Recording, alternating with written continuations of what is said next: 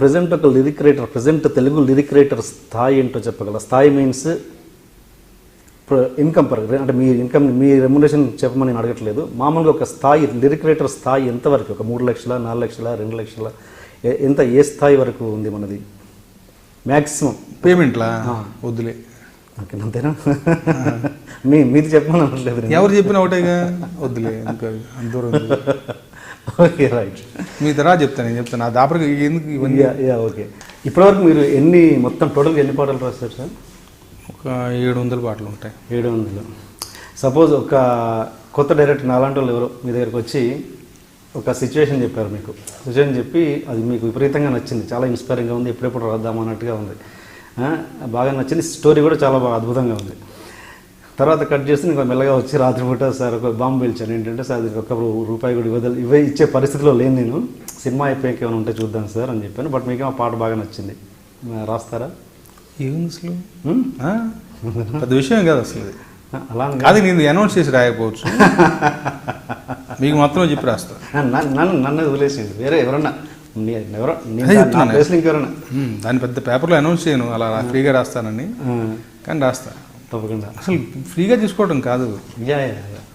నిన్ననే జరిగింది ఒక విషయం, ఒకళ్ళ ఒక విషయం, కొంత అమౌంట్ ఏదో చెప్పాను వాళ్ళకి. ఓకే, ఆ డైరెక్టర్ గారు ప్రొడ్యూసర్ చెప్పారు, ఆయన ఇదైంది. తీరా చూస్తే చిన్న పాటలు. ఓకే, పేమెంట్ తీసుకోవాల్సి వచ్చినప్పుడు నేను ప్రొడ్యూసర్ గారితో మాట్లాడుతూ మీరు కొంత ఇచ్చారు, ఇంకొంత ఇవ్వాలి. యాక్చువల్గా నేను చెప్పింది అంతా చూసాను, చిన్న పాటలు, నేను ఎక్కువ పెద్ద కష్టపడలేదు, ఇంత ఇవ్వండి చాలు అన్నాను. Okay, okay, very good. అంతే, యాజ్ సింపుల్ యాజ్ దట్. ఇప్పుడు తినదు మనకు కరెక్ట్గా జీర్ణం అవ్వాలిగా. కరెక్ట్. మరి అలా అంటే మరి మీకు ఎగ్గొట్టిన సందర్భాలు కూడా ఉంటాయి కదా చాలా? అస్సలు లేవు. అసలు లేవు ఇప్పటివరకు? 50 పైసా. Very good. 2 రోజులు లేట్గా ఇస్తారు, సినిమా ఇంటర్వ్యూ సర్వసాధారణం, నో ప్రాబ్లమ్స్. Okay, okay. నేను ఇంతవరకు అడ్వాన్స్ తీసుకుని రాసిన దాఖలాలు కూడా లేవు. మామూలుగా అడ్వాన్స్ ఇస్తే పెన్ను పెడతాను లాంటి మాటలు కూడా ఉంటాయి, అసలు లేదు. హ్యాపీగా తీసుకుని రాసేస్తాను.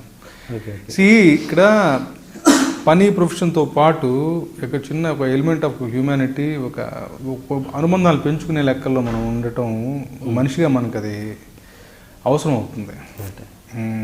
ఈ జర్నీలో పాపులారిటీ వస్తుంది, సక్సెస్ వస్తుంది, బట్ మనిషిగా మనం ఫెయిల్యూర్ అయితే, 4 మనుషులు పోగేసుకోలేకపోతే అలాంటి బ్రతుకు వ్యర్థం.